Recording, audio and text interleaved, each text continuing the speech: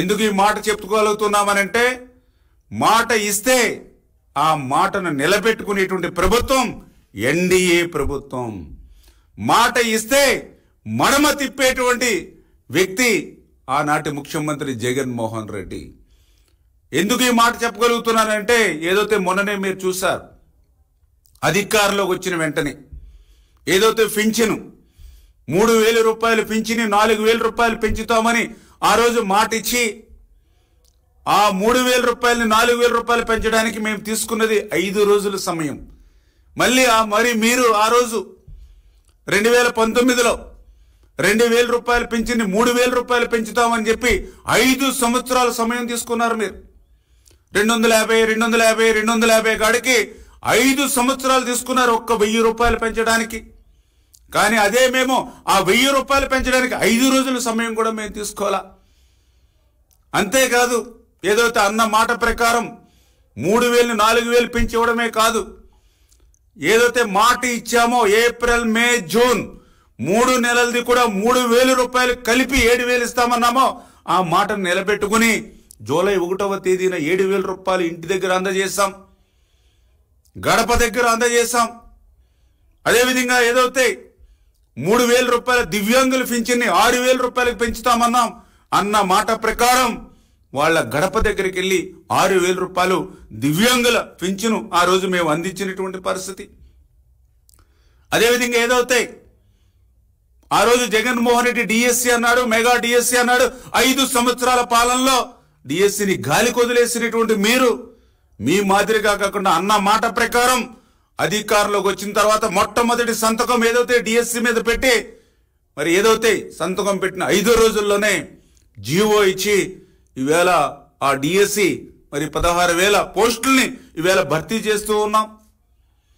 అదేవిధంగా ఏదైతే ప్రభుత్వ ఆస్తులన్నీ కూడా మీరు కొల్లగొట్టేసి మళ్ళీ ఇంకొకసారి అధికారంలోకి వస్తే ప్రైవేట్ ఆస్తులు కూడా కొల్లగొట్టాలనేటువంటి మీ ఆలోచనలో భాగంగా ఏదైతే ల్యాండ్ టైటిలింగ్ యాక్ట్ ఏదైతే మీరు తీసుకొచ్చారో అధికారంలోకి వచ్చిన తర్వాత దాన్ని రద్దు చేస్తామన్నాం అన్న మాట ప్రకారం ఆ యొక్క ల్యాండ్ టైటిలింగ్ యాక్ట్ని రద్దు చేసి మాట నిలబెట్టుకున్నాం. ఏదైతే ఇసుకను కూడా మీరు అక్రమంగా దగ్గర 40,000 కోట్ల రూపాయలు 5 సంవత్సరాల్లో ఇసుకను ఏదైతే దోపిడీ చేశారో లూటీ చేశారో దాన్ని అధికారంలోకి వచ్చాక ఉచిత ఇసుక ఇస్తామని ఆ రోజు చెప్పాం అన్న మాట నిలబెట్టుకుని ఈరోజు ఉచిత ఇసుక అందజేస్తూ ఉన్నాం ఆంధ్రప్రదేశ్ రాష్ట్రంలో.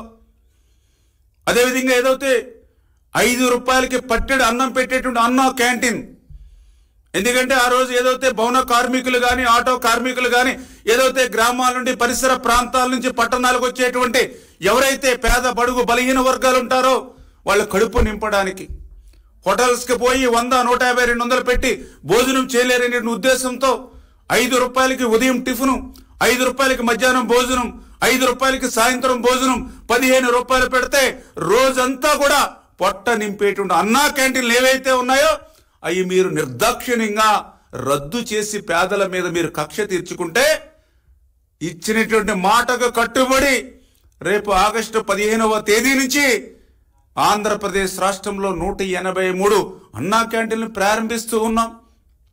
అంటే మీరు ఈవేళ 14 లక్షల కోట్ల అప్పు ఆంధ్రప్రదేశ్ రాష్ట్రం మీద పెట్టినప్పటికీ ఖజానాను మొత్తం ఊడ్చేసి ఖాళీగా ఉంచినప్పటికీ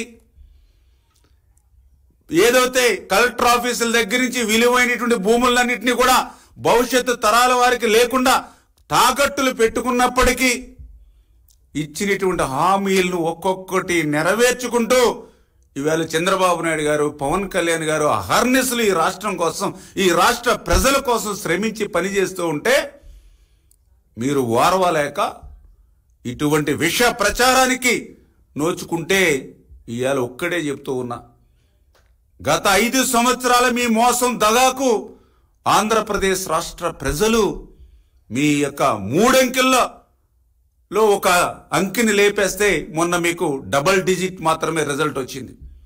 ఇంకా అదే అసత్యాలు అదే అబద్ధాలతో మీరు ముందుకెళ్తే మళ్ళీ ఆ డబల్ డిజిట్లోంచి 2 అంకెల్లో ఇంకొక అంకిపోయి మళ్ళీ సింగిల్ అంకే రేపు నెక్స్ట్ వచ్చే ఎన్నికలకు మిగిలేటువంటి పరిస్థితి.